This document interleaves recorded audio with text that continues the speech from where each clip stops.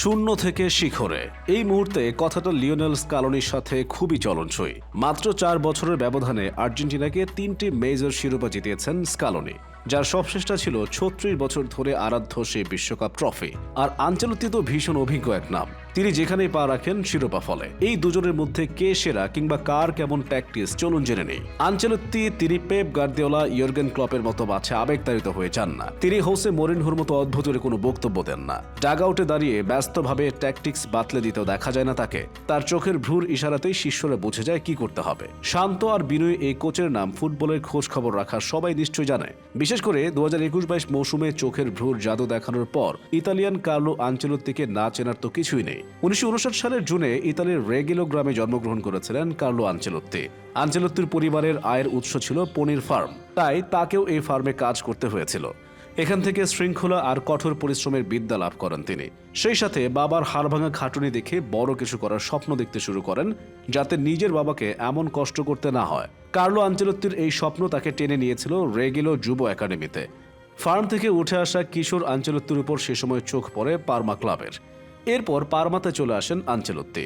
প্রত্যন্ত গ্রামে বেড়ে ওঠা এই ইতালিয়ানের জন্য নতুন শহরে চলে আসা ছিল চ্যালেঞ্জের মতো, তবে সেই চ্যালেঞ্জ থামাতে পারেনি তাকে। পারমা থেকে একটা সময় পর রোমাতে যোগ দেন কার্লো আনচেলত্তি। সেখানে একটা লিগ শিরোপা এবং 4টি কোপা ইতালিয়া জিতে নেন তিনি। 8 বছর সেখানে কাটানোর পর এসি মিলানের জার্সি গায়ে জড়ান কার্লো। অ্যারিগো সাচ্চির কোচিংয়ে সে সময় টানা 2টি ইউরোপিয়ান কাপ, বর্তমান চ্যাম্পিয়ন্স লিগ জিতে নেয় মিলান। এরপর কেবল জয় জয়কার। বর্তমান রিয়াল চলছে তার দেখানো পথ ধরে। কদিন পর হয়তো ব্রাজিলের কোচও হবেন, সেখানেও ছড়াবেন আলো। এবার আসি এই সময়ের স্পেশাল ওয়ান লিওনেল স্কালোনির কথায়। সিজার লুইস মেনোত্তি, কার্লোস বিলার্তো, এরপর লিওনেল স্কালোনি। মাঝে 36 বছরের দীর্ঘ এক অপেক্ষা। নিপাট ফুটবল ভক্ত না হলেও বলে দেওয়া যায় আর্জেন্টিনার 3 তারকার পথযাত্রায় আড়ালের নায়ক ছিলেন এই 3 জন। 1978-এ মেনোত্তি, 1986-তে বিলার্দো আর 2022-এ স্কালোনি।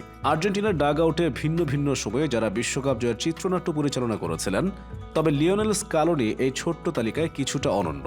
প্রথমত, সর্বকনিষ্ঠ আর্জেন্টাইন কোচ হিসেবে বিশ্বকাপ জিতেছেন, আর বিশ্বকাপ জেতার পাশাপাশি তিনি কোপা আমেরিকা জয়ের নেপথ্যেও আড়ালের নায়ক ছিলেন। কাতার বিশ্বকাপ শেষ হওয়ার পর থেকেই বেশ আলোচিত লিওনেল স্কালোনি। সেটা শুধু বিশ্বকাপ জেতার জন্যই নয়, পুরো বিশ্বকাপে তিনি যেভাবে তার ট্যাকটিক্সের মুনশিয়ানা দেখিয়েছেন তা আলাদা করে মুগ্ধতায় ভাসিয়েছে গোটা ফুটবল প্রাঙ্গণকে। খোদ আনচেলত্তির কাছ থেকেও মিলেছে ভূয়সী প্রশংসা।